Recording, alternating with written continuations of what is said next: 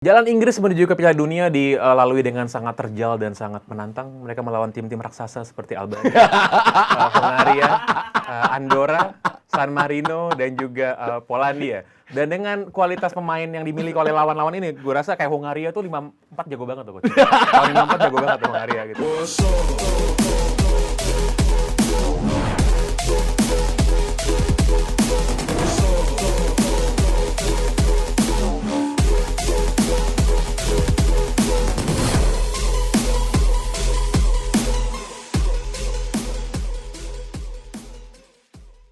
Tadi kalau lo lihat di bumper in-nya acara kita tuh, Coach, tulisan ada basketball, motor racing, segala macam olahraga, tapi kagak pernah kita omongin di sini. Bahkan Belum.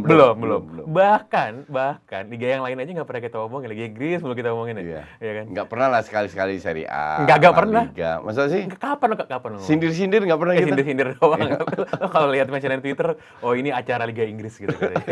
Halo semuanya, selamat datang kembali di Pangeran and Justin Show. Pangeran Sian is in the house. Coach Justin Laksana juga ada di sini. Lo pernah nggak sih lagi pengen makan ayam goreng gitu, terus ayam gorengnya nggak ada, dan lo harus settle dengan tahu gitu. Nah itu yang gue rasakan kemarin pas weekend, Coach. Kenapa? Nggak ada liga kan soalnya. Jadi gue harus menonton apa yang gue sebut sebagai tontonan sepak bola kelas 2 kalau menurut gue. Sebenarnya untuk gue sih, Yaitu international break. ya cuman untuk gue sih somehow gue butuh penting bahwa lo tahu sendiri kan kalau ada liga gue almost tiap hari gue bikin video.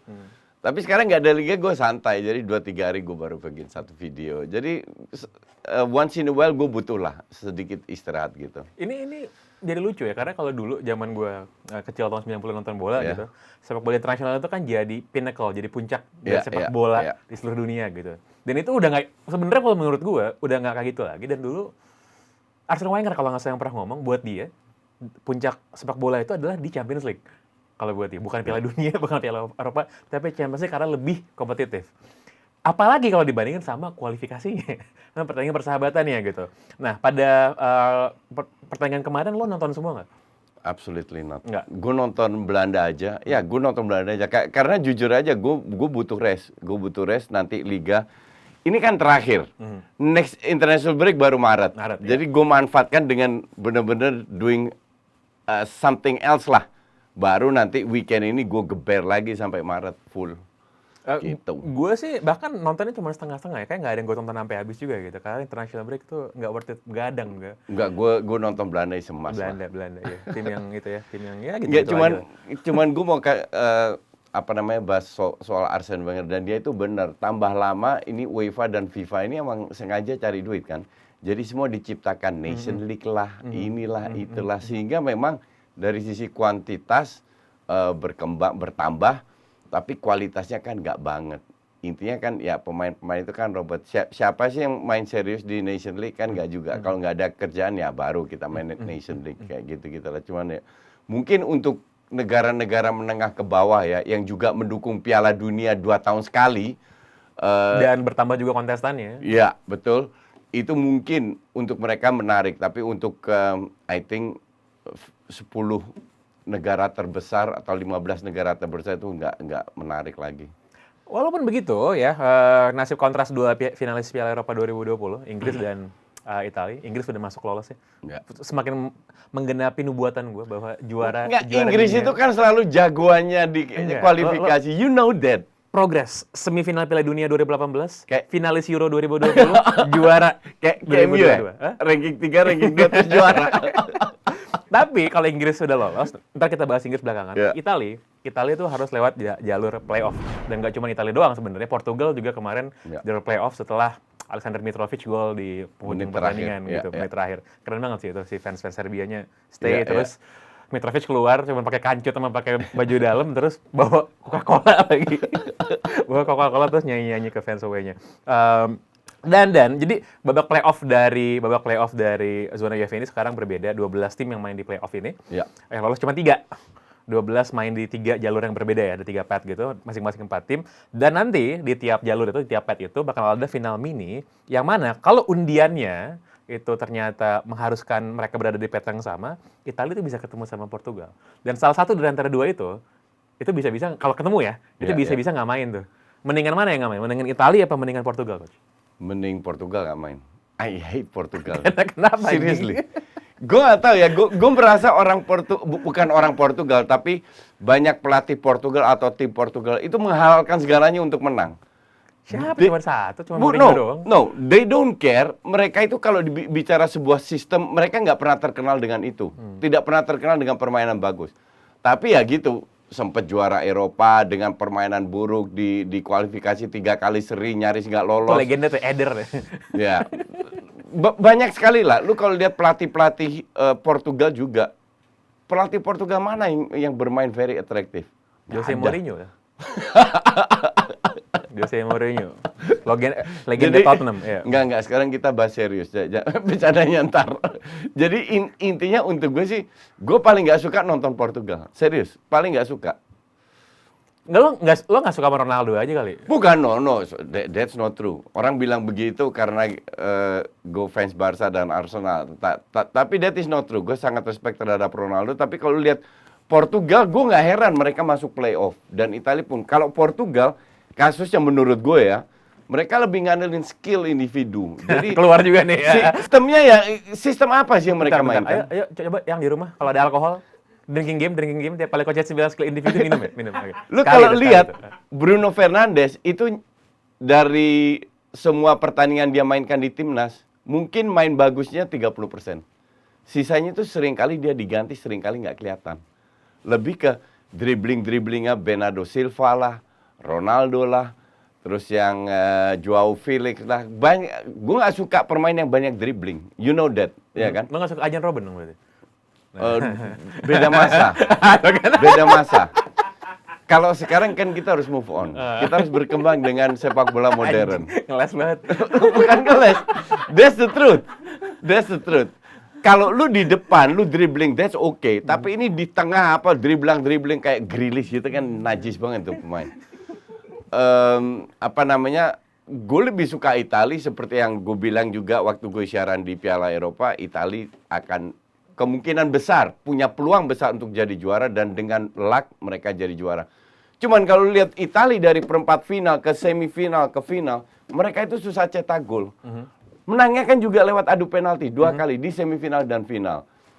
Bukan permainannya nggak bagus. Mancini gue bilang dia berhasil untuk membuat tim tanpa bintang ini. Kalau bintangnya kalau untuk gue cuma 1, Donnarumma. Yang lain bagus, tapi bukan bintang. Chiesa lah. Chiesa is rising star lah.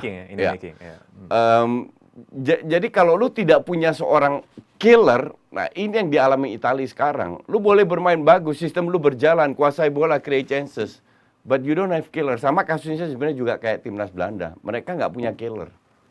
Gitu. Jadi nggak ada striker bagus Belanda juga? Nggak ada. Ya Depay doang yang diandelin.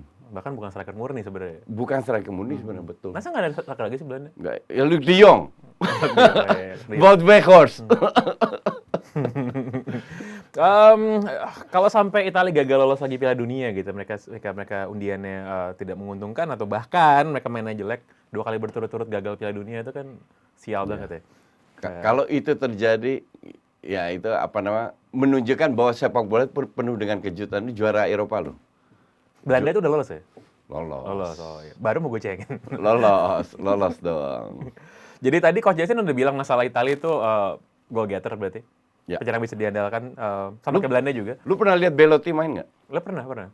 Hancur-hancuran men. Asli itu Belotti, striker gue Immobile. bingung bisa masuk timnas. Ya nggak ada lagi berarti kan? Iya, Siapa betul. yang coba? Betul. Sementara di tengah mereka banyak banget Ya, yang betul. gifted. Yeah. Mereka nggak punya real striker, sampai seorang Belotti aja sering kali jadi starter.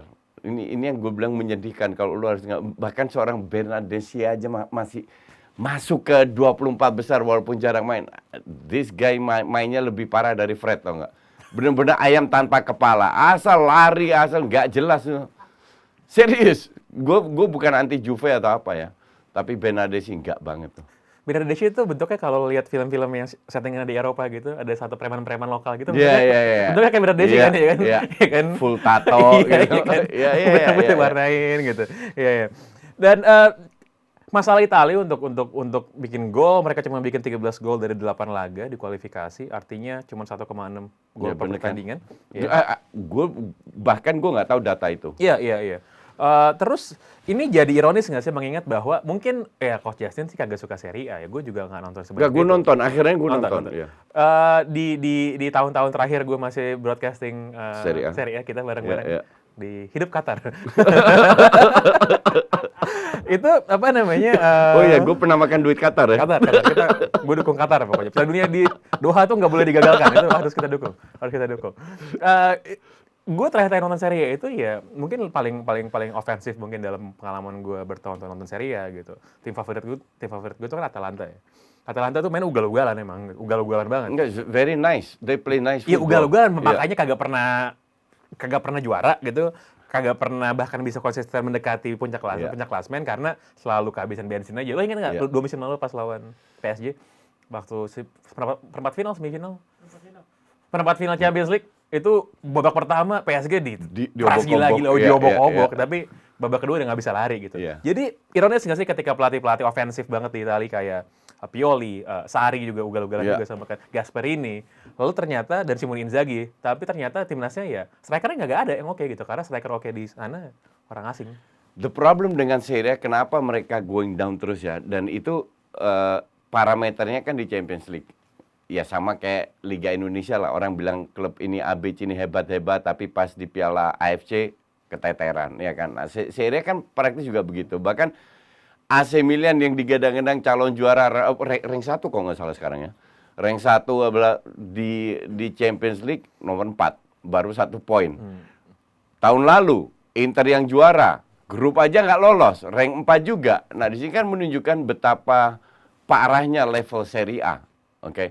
Dan mereka ini yang gue agak bingung ya, tempat untuk pemain luar negeri itu banyak diisi, terutama striker, diisi oleh pemain-pemain yang afkiran, yang udah dibuang di mana-mana, berlabuh di Serie A. Pemain kayak ya Zeko lah paling kelihatan gitu masih dipakai. Harusnya tempat-tempat gini kan untuk striker muda Italia. Maka dari itu karena terlalu banyak pemain afkiran di Serie A, mereka regenerasinya itu telat untuk praktis untuk untuk bisa survive di dunia internasional. Sekarang lu sebut pemain muda yang benar-benar bagus di timnas Italia. Apa posisinya? Whatever. Gue suka Chiesa. Chiesa doang kan. Barella bagus. Barella, Chiesa. Verratti. Gue setuju. Verratti nggak muda lah. Gue setuju dua itu aja kan. Chiesa, Barella yang benar-benar bisa bersaing dengan pemain-pemain senior yang lain. Yang lain kan naik turun semua. Benar. Jadi nanti kita lihat ya apakah Italia akan kembali gagal untuk masuk ke Piala Dunia. Semoga. Gue sih nggak punya hard feeling sama Italia. Nggak, gue sih berharap Italia lolos. Karena kalau ada Italia selalu seru. Tapi Portugal nggak lah. Nggak penting jadi banget. mending Portugal yang nggak usah lolos ya? Iya, untuk gue ya. Oke. Ya tapi di sisi lain kalau ada Ronaldo pasti ada ekstra attractiveness-nya kan. Mungkin lolos biarin lolos terus nggak lolos grup, something like that lah. Lebih seru. Jalan Inggris menuju ke Piala Dunia dilalui dengan sangat terjal dan sangat menantang. Mereka melawan tim-tim raksasa seperti Albania, Hongaria, Andorra, San Marino, dan juga Polandia. Dan dengan kualitas pemain yang dimiliki oleh lawan-lawan ini, gue rasa kayak Hongaria tuh 5-4 jago banget tuh. Kalau 5-4 jago banget tuh Hongaria gitu. Itu sudah teruji bagaimana Inggris bisa menjadi juara nanti. Lu gimana bisa... Gue nggak ngerti siapa yang disuap ya sama di UEFA. Bisa satu grup dengan San Marino sama Andorra. I just don't get it gitu loh. Ini dua negara ini harusnya dipisah karena ini pasti jadi bulan-bulanan. Ini bisa satu grup tuh. Polandia oke lah. Polandia oke lah. Gitu. Bikin 15 gol dalam 2 pertandingan terakhir. 5-0 melawan Albania, 5-0, 10-0 lawan San Marino. Dan Harry Maguire bikin gol di 2 kali di 2 pertandingan. Dan lo tau gak Coach, Harry Maguire itu sekarang dia tuh highest scoring defender Inggris sepanjang masa. Gue mau sedikit kritik soal Maguire ya. Kalau lu lihat di Twitter, lu pasti diem-diem follow tweet gue kan, lu baca gitu, bohong aja nggak lu? Bohong aja nggak lu? Gue itu selalu mendukung Maguire. gue selalu mendukung Maguire sampai detik ini, bahwa dia setelah cedera mainnya jelek itu memang begitu. Cuman yang bikin gue agak kecewa dengan Maguire adalah dia itu tidak menunjukkan sikap yang sportif, justru cenderung ke anak-anakan. Pas kapan? Pas dia cetak gol, dia melakukan begini. You should not do that. Karena lu harus tahu posisi lu ini sekarang lagi rentan. Lu diajar sama legend lu yang namanya Roy Keane. Dan lu dipantau oleh banyak fans MU. Masih ingat waktu dia cetak gol, MU comeback lawan Atalanta, dia cetak gol kedua, which is very important goal. 2-2, ya kan? Nextnya dihajar lagi. Ngerti nggak? Kalau seandainya nggak menang lawan Watford, nggak usah kalah, nggak menang aja lawan Watford, habis lagi tuh Maguire. Dan kenapa lu harus melakukan hal seperti gitu loh? Sama kayak Depay. Tiap kali cetak gol begini. Di media Belanda Depay itu dihajar. Dia itu dapat kredit karena dia cetak banyak gol, dia mengangkat, ibarat kontribusinya di timnas Belanda cukup banyak ya. Tapi sikapnya gitu, itu bener-bener disikat tuh di Belanda. Harry Maguire kalau kata Roy Keane, kalau dia ada di dalam lapangan udah dipukul sama Roy Keane. Kalau kata orang-orang ya coach ya, yang percaya proses, termasuk juga di Atletik, bilang Inggris adalah tim yang paling improve dalam 5 tahun terakhir. Tadi gue udah bilang ya, it's coming home, itu namanya progress, itu kan memang jalannya merangkak gitu. Kayak MU ya, progress. Progress. Masih panjang. Musim masih panjang gitu. Dan Inggris itu nggak pernah kekurangan pemain bagus sebenarnya. Kalau dulu mungkin pemain Inggris tuh tahun 2000-an gitu, lo lihat skuadnya ya, Darius Vassell gitu jadi striker. Enggak, gue mau tanya sama lu. Menurut lu kalau kita perbandingkan bukan permainan ya, tapi kualitas pemain. Zaman generasinya Scholes, Beckham dan lain-lain dan teman-teman sama generasi sekarang bagusan mana? Beda sih menurut gue ya. Nggak, dari permainan beda, gue setuju. Bukan, maksudnya kebutuhan skills-nya mereka sama sekarang tuh beda. Contoh misalnya, pemain-pemain kayak Gerrard atau kayak Frank Lampard, atau kayak Gerrard deh. Gerrard ya, gue nggak suka Liverpool tentu saja gitu. Tapi ini orang kan punya something yang lebih dari sekedar skills gitu kan. Tapi pemain kayak Gerrard gitu, yang passingnya bisa kayak kadang-kadang akurat, kadang-kadang kagak, buang-buang bola gitu ya, Hollywood pass. Ya nggak laku lah pasti sekarang lah gitu. Karena kenapa? Karena kebutuhan permainannya juga udah beda. Lo bandingin, Inggris itu nggak pernah punya pemain kayak Phil Foden selama 10 tahunan lebih gitu. Phil Foden nggak pernah punya pemain kayak Jack Grealish, Emil Smith Rowe sekarang. Dulu kan dari Paul Gascoigne sampai mereka tuh GP ada banyak Mesias palsu. Joko kan, Jack Rodwell, banyak. Jack Wilshere, banyak banget gitu. Sampai akhirnya bener-bener ada gitu. Nah kalau lo bandingin lebih bagus mana? Kalau kadar kebintangan ya Gerrard, Lampard, Scholes, Beckham ya. Generasi itu gitu. Karena generasi itu juga menguasai di Eropa dengan klubnya masing-masing. Dengan klubnya, betul. Kalau sekarang kan enggak. Betul. Tapi ketika itu gini deh, menurut gue keberadaan kalau misal Inggris tahun 2000-an punya Phil Foden misalnya, mungkin akan berbeda. Walaupun mungkin nggak juga, kenapa? Karena dia kagak dikasih main di tengah, disuruh main di wing kayak Paul Scholes kan. Tapi ini menunjukkan bahwa Inggris itu kan sama kayak Jerman 2000 habis 2002. Jadi habis Jerman 2000-an awal itu mereka bikin revolusi pembinaan pemain muda kan. 10 tahun kemudian lahirlah pemain kayak Özil, kayak Khedira, Neuer sampai juara dunia gitu. Nah, jalannya udah bener nih. Udah bener ya? Ya udah bener nih. Pemain-pemainnya juga udah ada gitu. Pemain-pemain kayak Phil Foden, kayak Emil Smith Rowe tuh nggak bakal muncul tahun 2005. Saka, banyak pemain muda gue akui. Ben White, Ramsdale, Jude Bellingham gitu yang paling gue suka gitu. Itu Arsenal semua. Ya.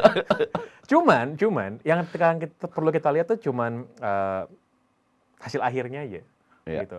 Jadi zaman-zaman itu ya model-model kayak Özil itu kan mencuri perhatian Piala Dunia 2010 ya. 2012, jadi 2010 Jerman tuh masuk semifinal. Semifinal bener. Semifinal kalah sama Spanyol kan. 2012 perempat final Euro kalah sama Italia. 2014 juara. Ya, jadi di turnamen ketiga. Oh, jadi sama kan?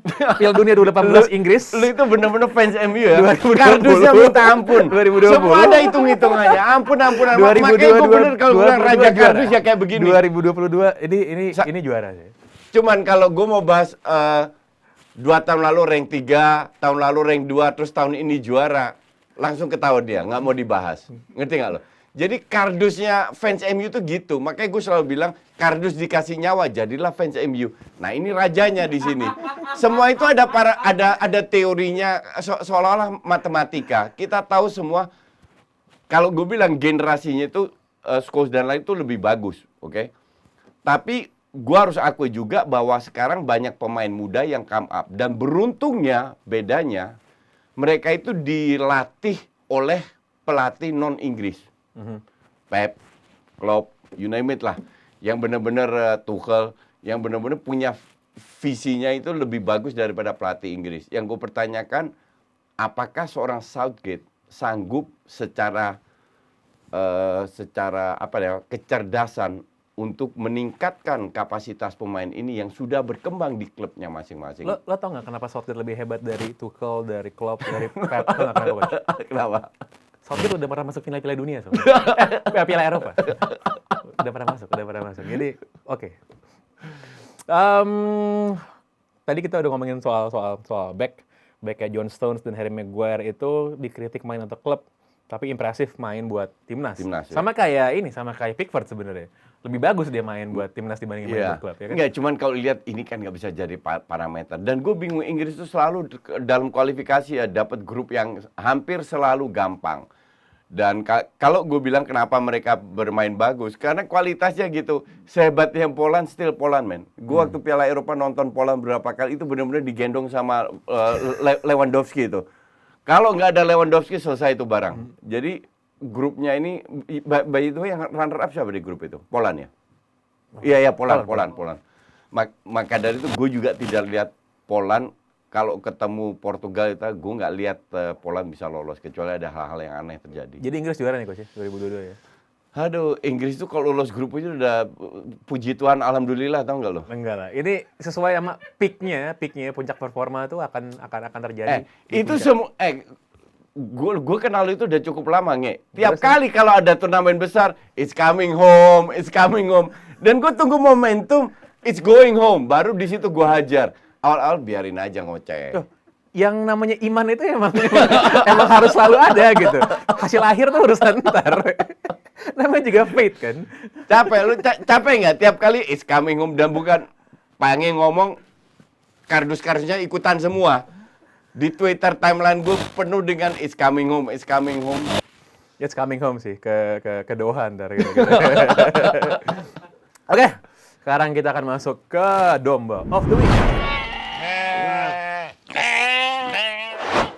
Sebenarnya ini segmen yang paling seru ya. Seru. Domba dan kardus of the week kan? Domba. Oke. WYP ada ular atasnya gambarnya. Baru sempet nonton Mata Najwa PSSI bisa apa jilid 6. Ya ampun, ngakak banget pas Mbak Nana openingnya bilang kualitas wasit masih ancur-ancuran. Biasa aja nih padahal. Oh iya bener. Wak Domba of the Week nih. Gue rasa Mata Najwa adalah penggemarnya Just Talk. Dan dia kayak William itu adalah dombanya. Mbak Nana tuh Arsenal kalau nggak salah ya? Arsenal kan? Dombanya Coach Justin. Nggak bener. Next. Najwa. Gibol official. Wajar kalau Coach Justin L sempat saranin pelatih timnas pakai Seto. Analisa yang nggak kardus. Ini pas kemarin PSIS menang ya? PSIS menang Persis ini kan? Iya kayaknya. Iya. Ini ada cerita itu Nge, di DPI kan. Lu tahu gue ilmu sepak bola Indonesia gue 0,0. Yeah. Oke.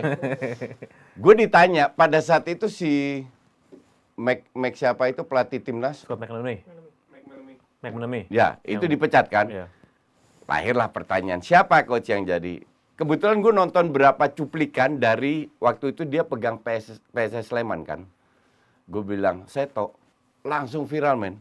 Langsung, karena orang nggak menyangka gue sebut pelatih yang nggak dikenal. Gue nggak kenal Seto, tampangnya aja gue nggak tahu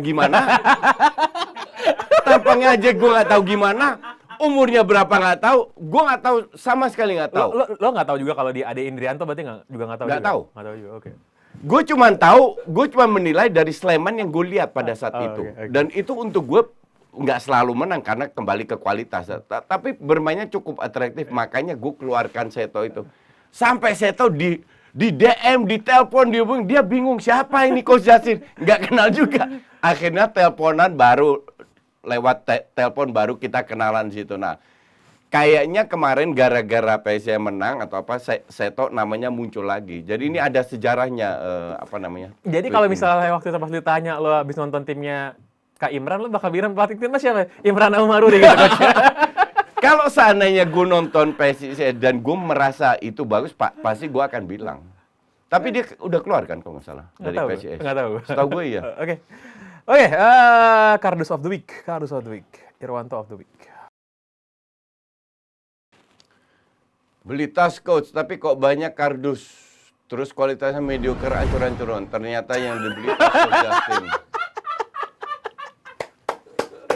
Keren. Gue nggak ngerti, gue nggak paham sama sekali. Lo tahu tas Coach kan? Tahu nggak sih Coach brand? Oh ya. Brand lumayan mahal lah. Bukan mahal banget tapi lumayan. Enggak lah, itu kelas menengah lah. Band menengah ya. Tapi jangan gitu Coach, lo tidak boleh memamerkan kekayaan di Twitter. Nggak boleh. Di jejak netizen. Kalau mau pamer tuh di Instagram. Ini orang si Garin ini harus diundang ke sini, baru gue tunjukkan yang kardus itu bener-bener kardus kayak apa nih. Next. Ya, next. Gue sempet jadi domba sih tahun 2019-an kalau nggak salah. Lama-lama gue pikir kok jadi domba gue berasa kehilangan arah hidup. Akhirnya saya memutuskan untuk jadi kardus. Statement coach yang gue suka cuma satu pas main binomo. Nggak, gue bingung. Ini orang arah hidupnya sudah benar.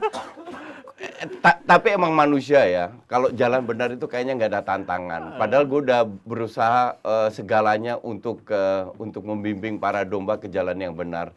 Tapi nggak apa-apa, namanya orang kayak gini kan khilaf bisa terjadi ya, namanya juga manusia.